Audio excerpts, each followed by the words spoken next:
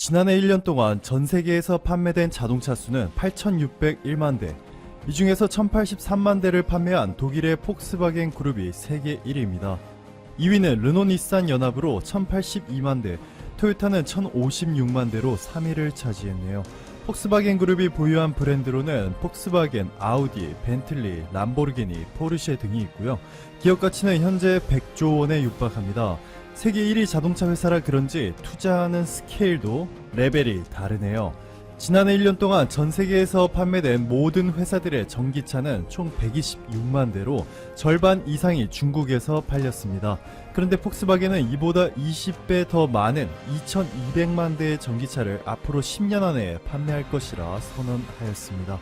폭스바겐의 하버트 디에스 CEO는 폭스바겐은 미래의 주요 트렌드, 특히 기후보호와 관련한 책임을 지고 있다며 지구온난화를 늦추는 데 기여할 것이고 앞으로 수년 동안 수백만 명의 사람들에게 더 안전하고 더 깨끗하며 완전히 연결된 개인의 이동성을 제공할 것이라고 밝혔습니다.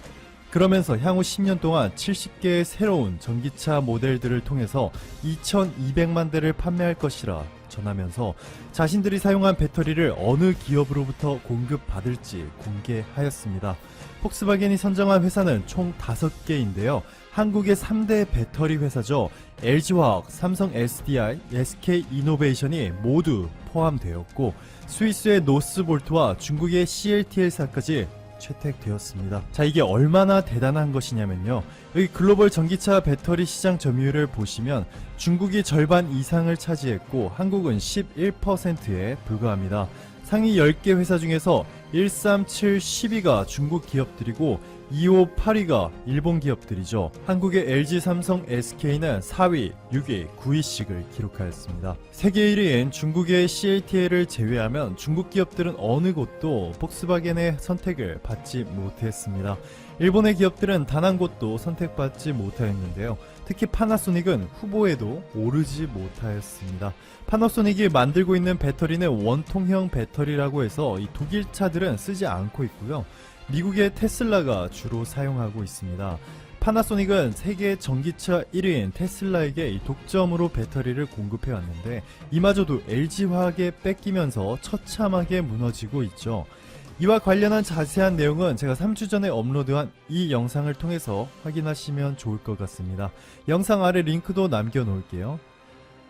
따라서 이 점유율 20%로 세계 2위를 기록 중인 일본의 배터리 회사 파나소닉은 애초부터 폭스바겐의 후보 리스트에도 오르지 못했고 대신에 한국의 3대 배터리 기업 LG화학, 삼성 SDI, SK이노베이션이 수많은 중국과 일본 기업들을 모두 제치고 한 번에 선정되는 그야말로 잭팟을 터뜨렸습니다. 자, 그런데 여기서 이렇게 생각하시는 분들 분명 계실 것 같네요.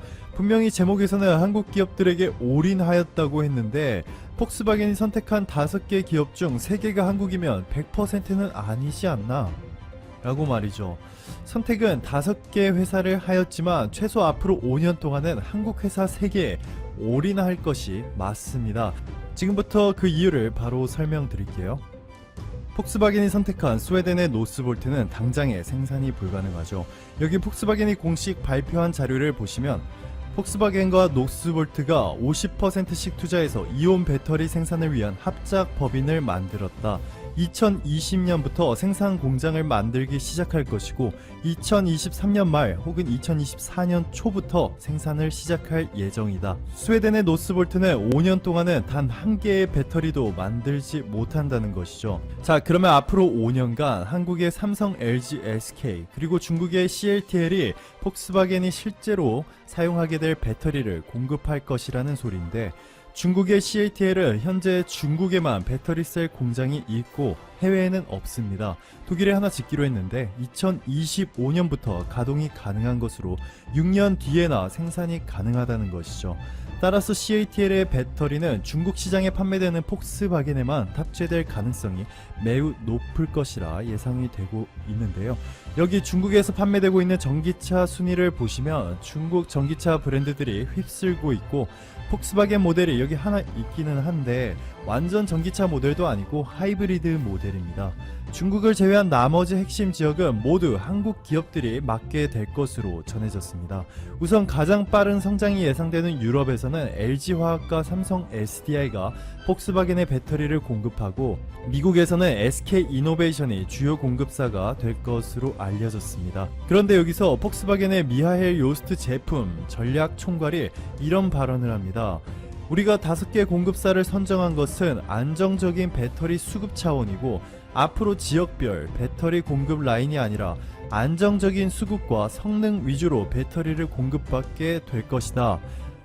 한국 배터리 기술은 전 세계 탑입니다. 삼성 SDI의 경우 이미 수년 전부터 BMW의 전기차 모델인 i3에 주력으로 배터리를 공급하면서 기술력을 인정받았고요. LG화학 역시 최근 파나소닉의 독점을 깨고 테슬라의 핵심 모델인 테슬라 모델 3에 배터리를 공급하기로 하였습니다. 일본의 파나소닉은 낮은 원가로 대량 생산이 가능한 이 원통형 배터리에 올인하였습니다. 대부분의 자동차 회사들이 원통형보다는 생산 단가는 높지만 효율이 좋은 이 각형 배터리를 쓰고 있는데요. 파나소닉은 테슬라에 납품하기 위해서 원통형에다가 올인했죠. 그런데 이 장기적으로는 공간 활용도가 매우 높고 가벼운 데다가 효율이 압도적으로 높은 이 파우치형과 현재 가장 많이 사용되고 있는 각형이 대세를 이룰 겁니다. LG화학이 파우치형을 주력으로 하고 있고 삼성 SDI가 각형을 주력으로 하고 있기 때문에 한국은 완벽한 콤비를 이미 보유하였습니다. 결국에는 한국 기업들이 일본 기업들의 파이를 전부 빼앗게 될 것이 너무나도 선명하게 보이죠.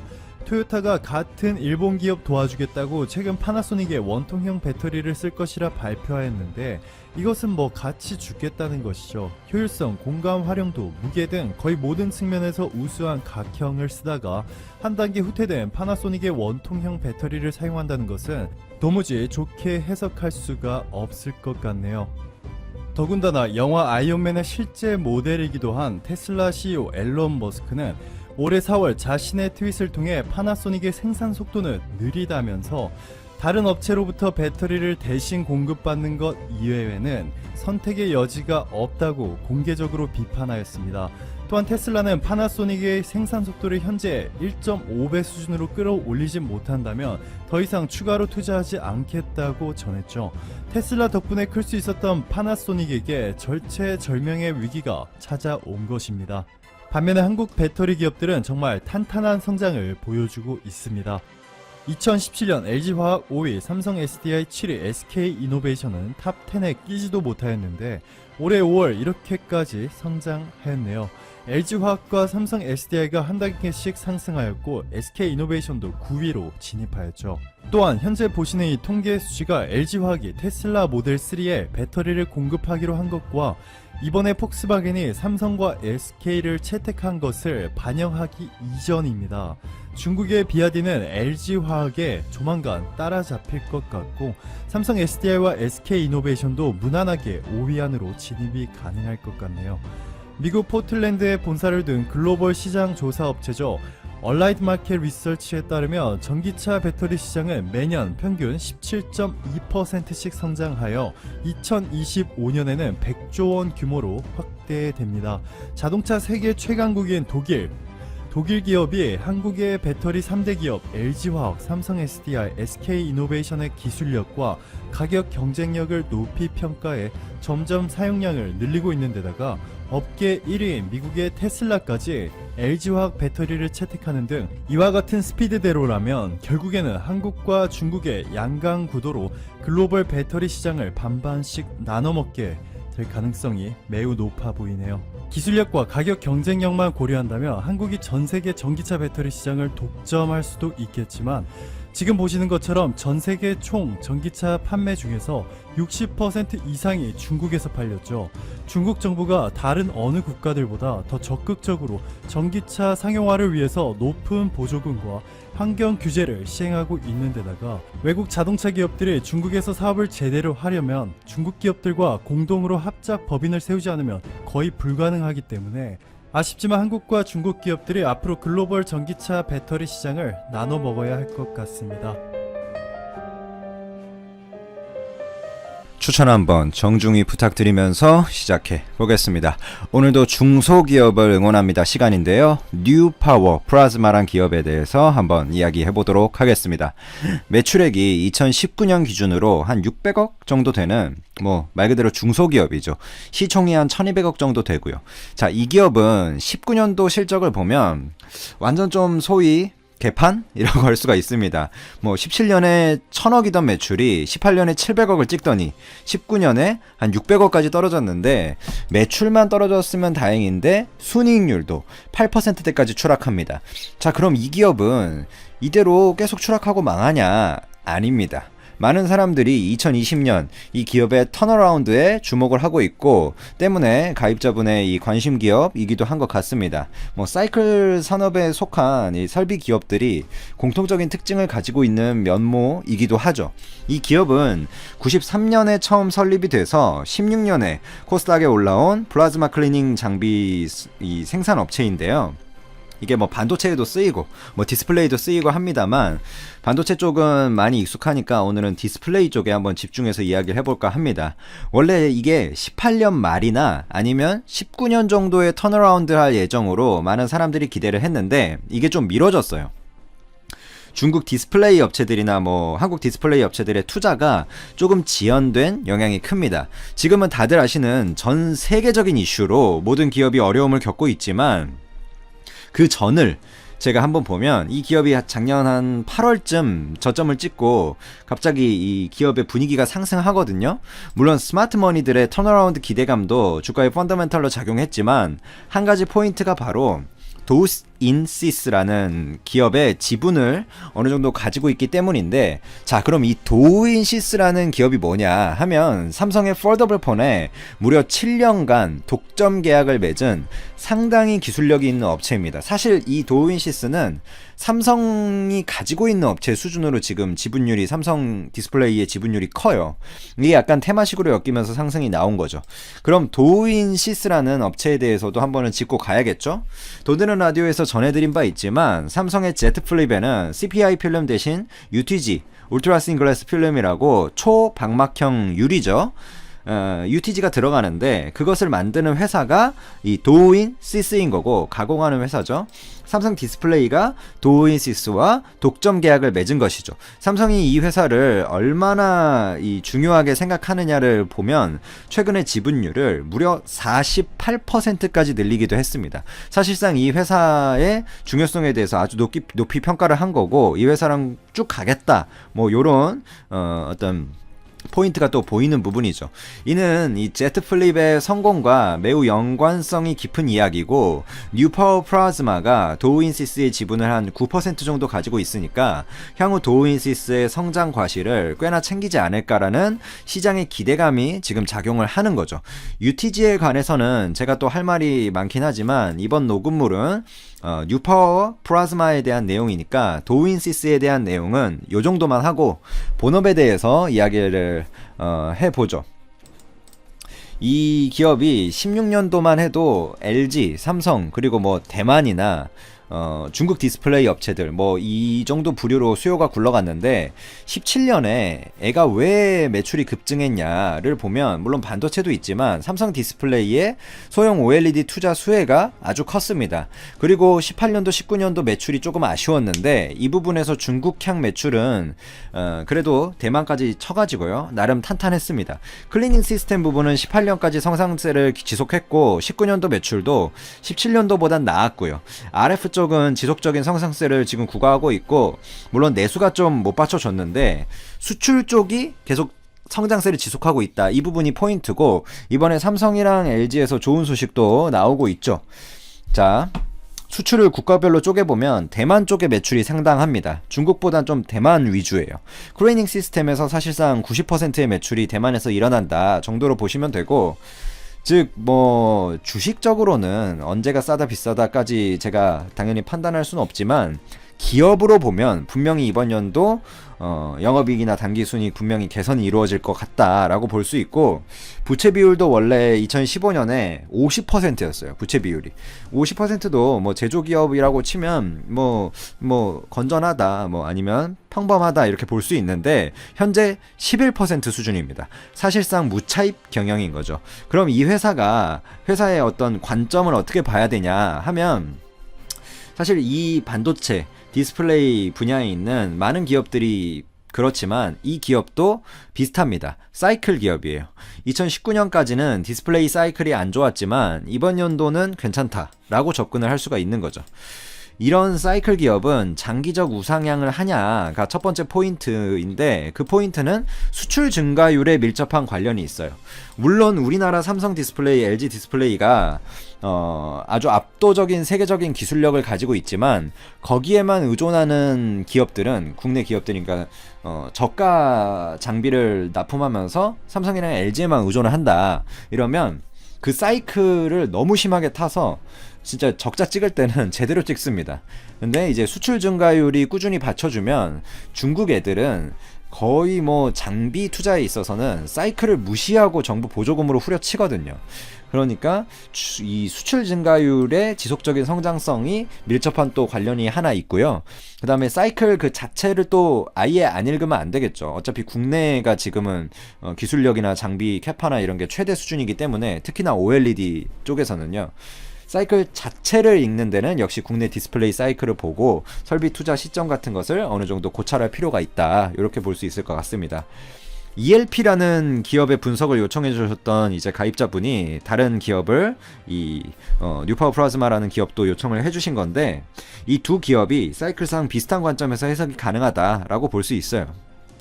ELP라는 기업도 이제 OLED 사이클이랑 관련이 깊은데, 아마 제가 감히 한마디 추측하면 이분은 삼성의 QD-OLED 투자 결정권이나 LG 디스플레이의 OLED 가속화 타이밍이나 이런 것들을 어느 정도 고려하고 설비 기업들에 대한 관심을 가지는 것이 아닌가라는 생각이 좀 드는 부분입니다. 두 기업 모두 수출 증가율이 좋기 때문에 국내 사이클만 온다면 나쁘지 않다고 생각을 하고 있고, 이거는 주가가 아니라 기업이 나쁘지 않다는 의미입니다. 글로벌하게 큰 리스크가 지금 대외적으로 있지만, 그래서 설비 투자 측면에서도 리스크가 많긴 하거든요. 근데 중국은 이미 그런 투자 측면에서 회복세고, 중국 정부 자체가 OLED든 반도체든 전기차 배터리든 지금 상황이 해소되는 기미가 보이자마자 CATL이나 이런 회사들이 다 대규모 투자를 발표하고 있거든요. 이런 어떤 메이드 인 차이나 2025에 대한 어떤 의지가 확고하기 때문에, 그게 뭐 성공할 거냐 아니냐는 제가 뭐 평가하긴 그렇지만, 어쨌든 설비 투자는 계속해서 늘고 있다. 즉 전체적인 틀에서는 설비 기업 입장에서는 뭐 나쁠 거 없다. 그리고 물론 이제 동향은 예민하게 체크할 필요가 있겠죠. 중국 OLED나 우리나라 업체들. 자, 방금까지는 조금 일반적인 이제 내용들을 짚어드린 거고요. 마무리하기 전에 이 기업에 대한 간단한 기술적인 내용 한번 짚어보고 녹음을 마무리하면 뭐 좋을 것 같습니다. 이 기업에서 다루는 그 방막 공정의 개념부터 가야 되는데, PCVD 증착이죠. 그러니까 LPCVD나 뭐 PALD, 그러니까 이거는 어텀을 이용한 중착이고, 이런 종류가 있는데, 이거에 대해서 장비를 제작하는 데는 국내에는 원익 IPS나 뭐 테스, 유진테크, 해외에는 뭐 어프라이드 머티리얼즈나 램이나 뭐 ASM이나 뭐 많이 있죠. 근데 이런 장비 중에서 리모트 플라즈마 제너레이터라는 게 있어요. RPG. 이게 이제 일본이나 미국 업체들이 다 잡고 있던 그 분야인데, 이 분야에 대한 국산화를 성공하면서 이 분야에 있어서만큼은 이 기업이 국내 1위, 세계 2위의 점유율을 차지하고 있습니다. 그리고 이 기업이 전원 공급 장치와 이제 플라즈마 발생기를 합쳐가지고 결국에 RPG라고 부르는 건데, 리액터와 이제 MF 제너레이터가 처리할 수 있는 용량에 따라서 제품 라인업이 좀 어느 정도 구분이 된다. 뭐 요 정도로 보시면 될 것 같습니다. 이 반도체에서도 그렇고 뭐 디스플레이에서도 그렇고 이 RPG 클리닝 장치가 필요성이 많아지고 있고요. 반도체 분야는 그러니까 공정 미세화죠. 결국에 슈링크, 패턴 슈링크로 인해서 파티클을 제어하기 위한 플라즈마 클리닝이 중요한 이제 역할을 수행하고 있고, 방막 공정이 이 전체 공정으로 치면 반도체에서 20% 정도 차지하고 있기 때문에 챔버 수가 장비가 많아지면서 생산성 향상에 꾸준히 기여를 하고 있습니다. 그래서 이게 물론 뭐 막 진짜 메인이다라고 보기는 힘든 장비지만 그래도 어느 정도 캐파를 분명히 차지하고 있고 뭐 의미가 있고 이쪽에서 압도적인 점유율을 가지고 있다. 뭐 이렇게 보시면 될 것 같습니다. 뭐 요 정도로 결국에는 이런 건식각의 개념이 또 있거든요. 반도체 그러니까 공정 미세화로 가면서 건식각 공정 패턴 형성의 어려움이 좀 있고, 이러한 이 건식각 공정의 어려움 때문에 그 주파수의 다양화나 뭐 바이어스 전원 공급 장치를 듀얼로 단다든지 뭐 이런 멀티 챔버를 구성하고 있는데, 그럼 당연히 이쪽 RF 제너레이터나 이런 뭐 쪽 수요